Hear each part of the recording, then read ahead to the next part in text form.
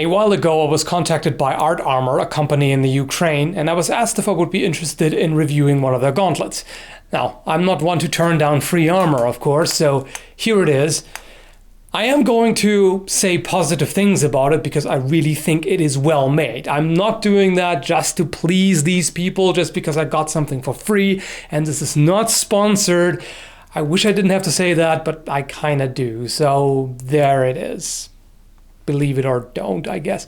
So, okay, this is the Tristan model. As you can see, it is a mitten-style hourglass gauntlet. The hourglass, in case you don't know, refers to the cuff here at the end, which is flared for wrist mobility, so you can rotate the wrist properly. And it is made of mild steel.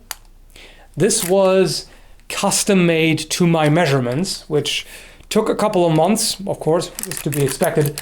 And as cheesy as it sounds, but the saying fits like a glove really applies here. I mean, this fits amazingly well. I've had several gauntlets that I bought over the years. One of them was made to my measurements, and a few other things I've had made based on my measurements, which really didn't feel like they were truly custom made for me. This one does. I mean, this is really exactly the right size. It feels perfect on the hand. So you see there is some padding there, which the blue cloth covers. It's a pretty good amount of padding. You don't need gloves underneath. In fact, it's even difficult to fit any gloves underneath. I mean, if you have fairly thin gloves, that's fine, but even these, which only have moderate padding, are pretty difficult to get in here, but not needed at all. So you have these leather straps here, which seem very well attached. I'll show you some close-ups later. I very much appreciate that this piece of leather goes all the way down. I've had some issues with another pair of gauntlets where it was maybe about half as long or 2/3, and my thumb just had a tendency to slip out and just end up here, which doesn't happen with these. So that's nicely done. Also, in general, the way the thumb is designed is really good. You can see it goes all the way over the tip of the thumb, it offers plenty of cover, and with these overlapping plates here, there's quite a bit of mobility. So you can see it rotates at this pin as well, sideways. So there's really little limitation to the range of motion. The fit and finish is very good. I don't see any blemishes. There are a couple of spots where rust has started because this is not stainless, but that's very easy to clean up and oil. So no issue. The pins or rivets are all really well done. There is nothing off about the shape. There are no sharp corners or any irregularities. So that's always good. The flexibility is really good, and they put reinforcements in the right spots. So you've got the first knuckles here covered with this reinforcement piece, which is quite nice. The second knuckles as well have this. So in terms of protection, this is as good as it goes. I mean, the mitten style gauntlet, as I mentioned in an earlier video, is generally the best protection you can get. And the nice thing here is there are really no significant gaps. There's a tiny gap here where a bit of the palm shows. Now, the inside, the palm, you cannot put armor plates on. You just wouldn't be able to hold anything. So this is just how it is. There's no way around it.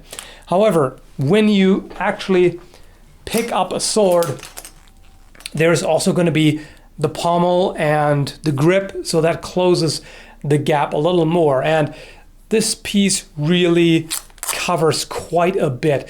There is also an alternative model which has a latch here, so you can actually bring that all the way down, hook it into the latch, and then it stays closed. Now, that's not a feature that I would personally want, but it goes down a little further and overlaps the bottom plate here. So that covers even more. As I said, the wrist mobility is really good. And when holding a sword, I'm forced into a hammer grip. There's no way I can do a handshake grip with a mitten style gauntlet. It's generally not possible. But that's always the compromise between protection and flexibility and range of motion. This is, for a mitten style gauntlet, I would say this is really good flexibility. Like, I don't have any issues here. There are some limitations due to the bulk of the gauntlet, but it's really only as much material as you need. From here, I can get into a thumb grip. It is a little difficult, as it generally is with gauntlets, but at least kind of a half thumb grip, far enough to be able to execute techniques like this. And it depends, of course, on what you need the gauntlets for. If you're looking for something for HEMA practice, I think these would actually do pretty well. They are somewhat comparable to the Spez heavy gloves, and I think they might even offer a bit more freedom of movement. I'll have to, next time I'm at Blunt Iron, I'll have to do the comparison, because I don't own the Spez heavy gloves, but it would be interesting to do a direct comparison. These are also not very heavy. I mean, they feel reasonably light. It is steel, of course, but I don't notice that in any negative way. A Viking sword in medieval gauntlets is, of course, a bit silly looking, but you know, if you practice Viking swordsmanship, you also need hand protection. Nobody wants their fingers broken. So this, for me, still fits. If you had any larger hands, and mine are comparatively small, this wouldn't work. It would just be too tight. For me, I can just about do this. Most people, I would think, would want these for armored combat, and that's not a problem. You can see here with the rondel dagger, that fits just fine. Again, if you have large hands, this might not work so well because there's not much space left, but the rondels otherwise don't interfere with the use, and this is straightforward anyway. You take them down with grappling and you just jam it down into the gaps of the armor. So you don't need a whole lot of finger dexterity for that. And here's my synthetic practice messer. This also works fine. I mean, again, there is, because the gauntlet sticks out here quite a bit to accommodate the reinforcement.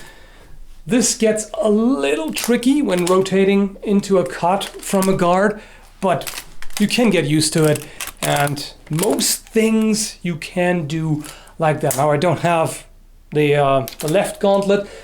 This is actually the first store I've seen where they offer gauntlets per piece as opposed to a pair. Usually I only see gauntlets sold as a pair, but oh well, that's how it is. And price-wise, so they don't seem to list prices on the website. At least in my browser, I can't see them. But it's on the invoice that I got with this, it says $74. So $74 for one of these gauntlets, that is actually amazingly affordable. I cannot complain about that at all, especially considering how well made they are. Now, long-term durability, I'll have to see.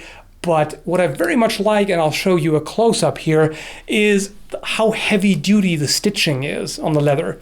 So unless the leather itself wears out with use, the string itself looks very durable, and I would be highly surprised if this came loose anytime soon. I have one complaint, and that's actually not about the gauntlet itself, but how it was shipped.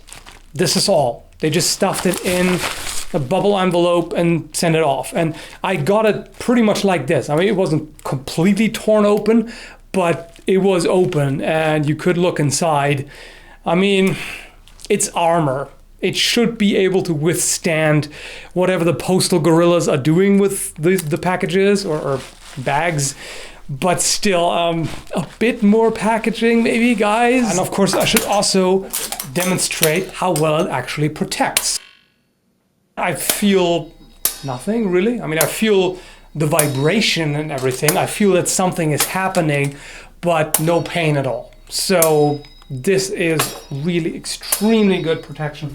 If their other armor is also this well made, I would definitely recommend checking them out. So again, it's ArtArmor. I'll leave the link down below in the video description, both to the website and the Facebook page. And yeah, that's it. So I hope you found this review helpful, and thanks for watching. And by the way, this makes me think that I should test this on a zombie head, because with these you should really be able to punch quite well with that shape. Gotta try that out.